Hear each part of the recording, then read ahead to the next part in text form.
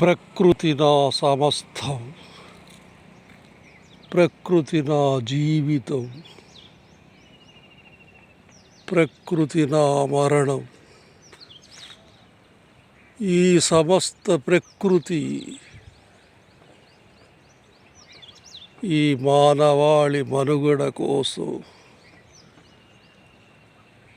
ఈ ప్రకృతి అనంతం.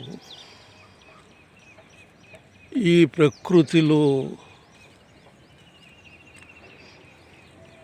అర్థం కాని విషయాలు ఎన్నో ఉన్నాయి. ప్రకృతిని పరిరక్షించుకో తమ్ముడు. నీ జీవితం బాగుపడడమే గాక మన చిన్నారుల భవిష్యత్తు కూడా బాగుంటుంది. ప్రకృతి మన తల్లి. తల్లి ఒడిలో నిద్రపోతాము కదా.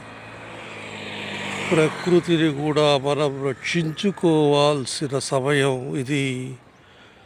ప్రకృతిని కాపాడండి.